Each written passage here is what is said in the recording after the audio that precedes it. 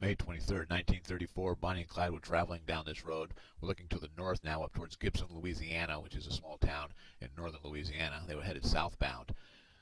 Down to Mepson's, which Henry Mepson was one of the gang members, and they were hiding out at that house. They had gone down to Dallas to visit their folks, which they did often, and they knew they were returning. Henry Mepson's dad had informed Frank Hamer, Texas Ranger, struck a deal to exonerate his son from killing 2 police officers in Texas, and blaming on Bonnie if they agreed to set Bonnie and Clyde up, which they did, and they disabled his truck here in this lane here, the southbound lane. And Clyde recognized the truck because he bought it for him. As he pulled up into the opposite lane towards the tree line over there to see if they could help, he recognized that there was something fishy going on. Reached for his gun, and then they opened fire. Clyde was shot and killed immediately. His foot popped off the clutch, and as the car lurched forward, they thought he was getting away again. So they opened up, and the car kind of drifted down the road here and into that ditch over there, just on the other side of that gravel road. And you see the pictures of it after the fact. When they open the door, you can see Bonnie in there, and then the passenger side is facing the street.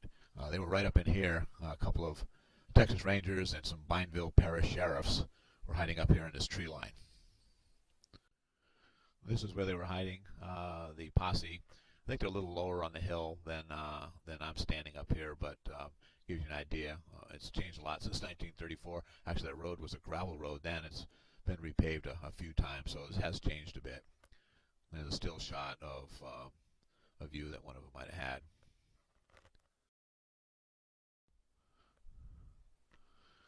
After Clyde was shot and the car rolled in this direction, they initially thought he was getting away again, which he always did, and so they opened up on him, and the car ended up stopping right here in this area.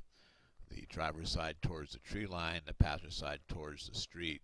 That way, when you look at the videos, you can see that the camera's on the road, and you're looking at the passenger side.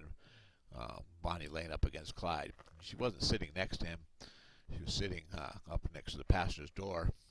When they approached the car and opened it, she fell out, and Frank Hamer pushed her up inside there. After the shooting, Clyde was shot and killed immediately, and they said they could hear Bonnie screaming for about 30 seconds. There's also a rumor that when Frank Hamer opened the door, she was still alive, and he shot her with a pistol, but I haven't seen any proof of that. Just I heard it mentioned by some of the people who lived back in the area at the time. But posse was right up there in those tree line there. Up there by where that white Toyota is, let's move that over to the southbound lane. And that's where Henry Mepson's dad had disabled his truck there. So Clyde would pull into the opposite lane here, the closest to me. They were headed down in that direction.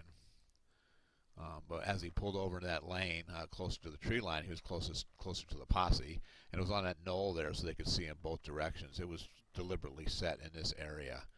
And they knew they were coming back from Dallas sometime. And it was about 9:15 in the morning when they heard the roar of the V8 come flying around that corner and then down the road. And they knew it was them.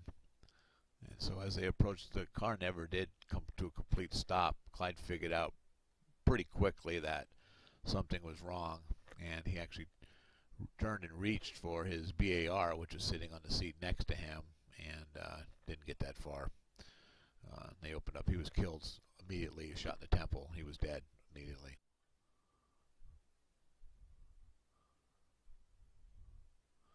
So after he was shot, with foot pop up the clutch, he rolled right down through here and right into that gully right there.